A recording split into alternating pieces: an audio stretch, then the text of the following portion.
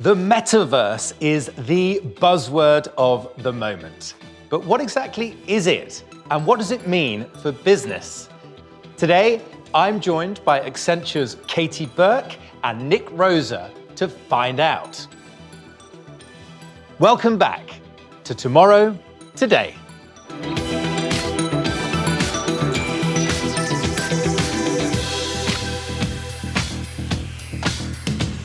Katie, Nick, thank you for joining us. Thank you for having us. Thank you.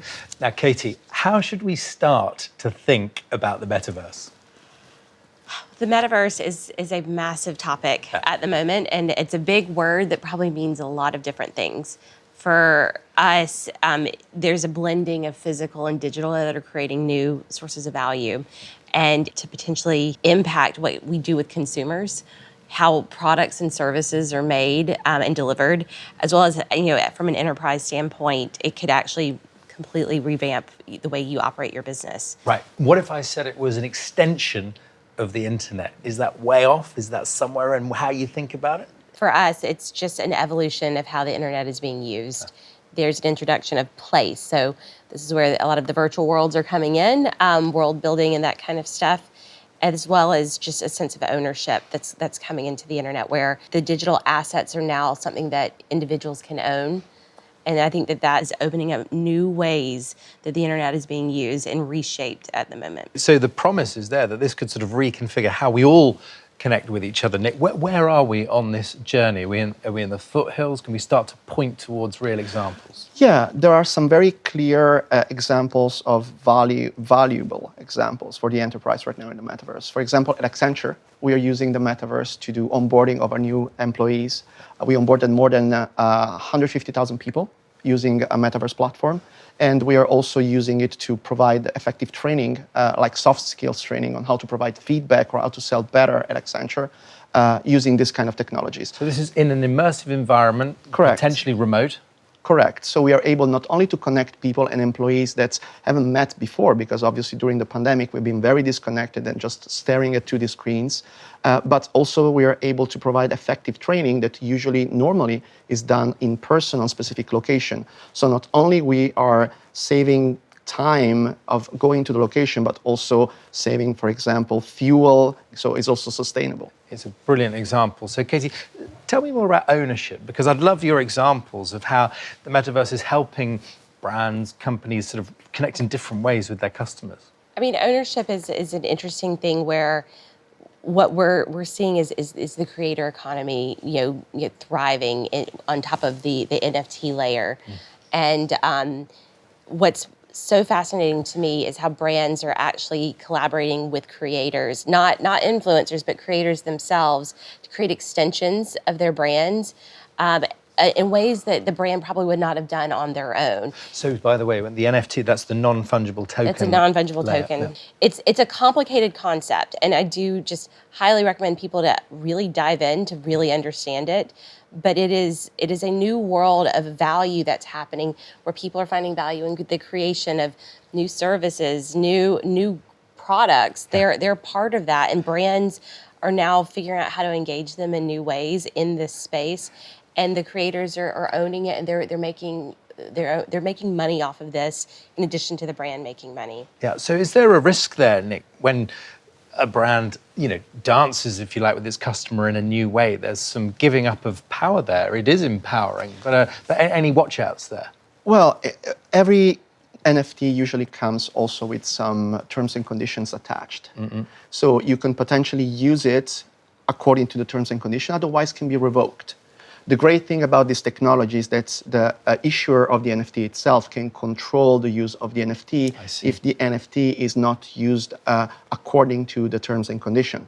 So if anybody is going to use an NFT that has been issued, for example, by one of the biggest brands in luxury, then in a wrong way, that brand can revoke the use of that NFT, and then the brand is safe. Yeah, so I get very drawn into this, Casey. So let's have one more example of how a brand might start to engage with the metaverse, something either you've seen or you think we are about to see. I mean, as a tangible example, I think that brands are really trying to understand how their physical products transition to this new space. Now, sometimes they're testing and learning, and I think that that's exactly where we should all be at the moment, is in this experimentation phase. But I've seen some brands who have put their physical products and given them an NFT to issue authenticity for a luxury handbag, for example. But then I've also seen the flip side of that is digital products, created for digital purposes and things like Roblox or games like that.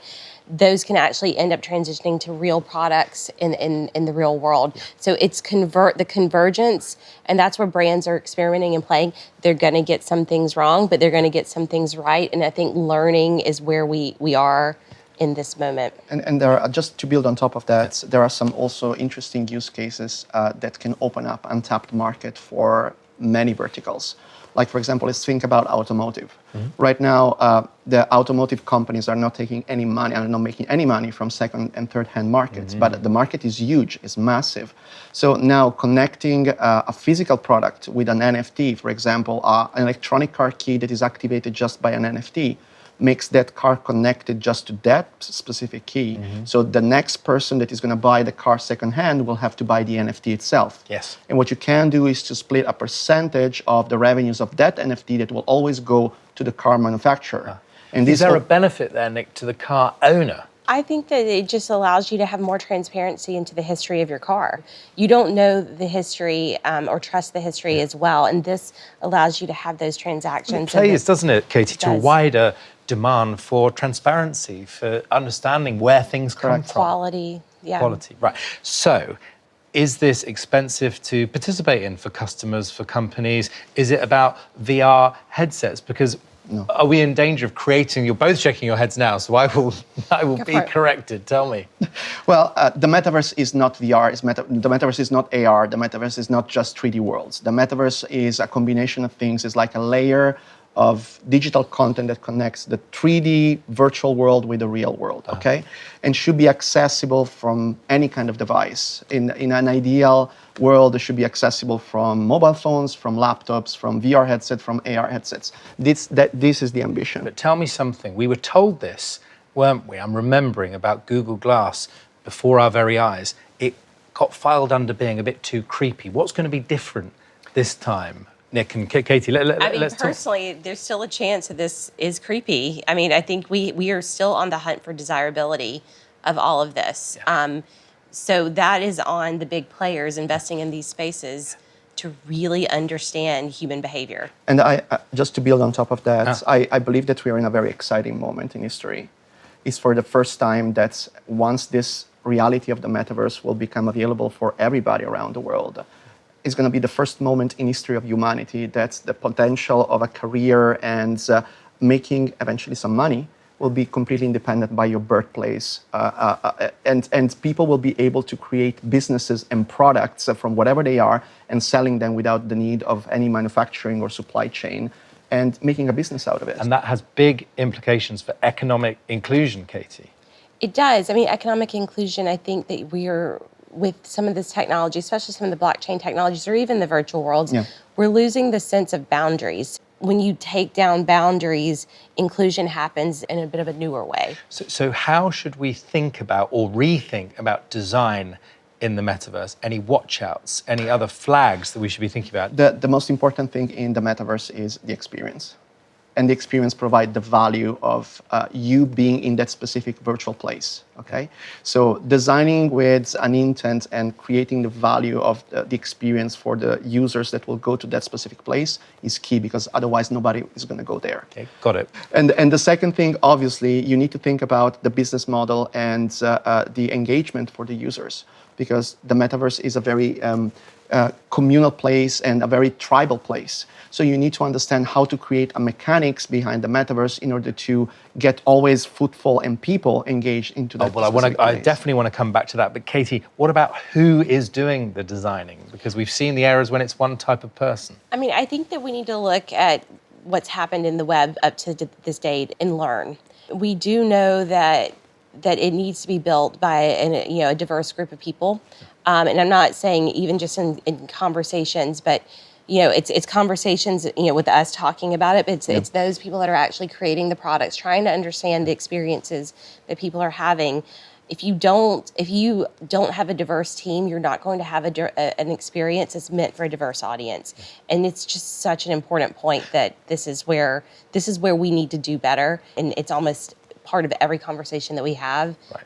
And we're getting, I think most brands are really excited about the concept of doing this in a new way and starting better, from a better spot. So who do you both think is well placed to disrupt the metaverse? Who are going to be the change makers in this space? Is it just going to be the tech titans that continue to stride across the face of the earth? I think that the most fascinating concept of the metaverse is the fact that it empowers the users.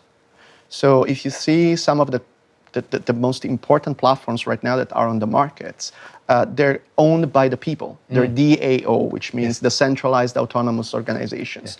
They're not governed by a board of directors or by a CEO, but they're governed by the actual people that own the platform. They purchase the piece of land on the platform, and they have voting rights that are equal by the amount of land that they purchase. So, Katie, that feels disruptive. What does that mean for the incumbents, for the large organizations? It means change. And I mean that in a exciting and obviously it's disruptive as well. But holding the power and the way that they made the money till this point is now going to be something different when you have the creators, and money going towards creator first groups that are going to empower this, and that disrupts the business models of the big ones. So I don't know what they do at the moment, other than they have to adjust to the new ways, and I think that they'll do that. I have full confidence that they will. So let me ask you a question. Someone's tuned in. They see the potential to reform, to reimagine relationships between their organization and their clients. What about practical advice? What should they be thinking? It's important to start small. It is important to do the first steps. I mean, we are all exploring. Right now, we are in that phase of the digital primitives, I like to say. So we are at the first stage of the technology, where the technology is not mature 100%, but it's important to start experimenting because the transformational use cases will emerge. So the companies that will start now will have a tactical strategic advantage when those transformational use cases will be discovered, because they will have the technical know-how, will have the strategic know-how, will have the business know-how to implement them in the best way possible. So start small, start experimenting, gather the know-how, and explore this new technology. Yeah, that is an excellent list. Katie, what should we add?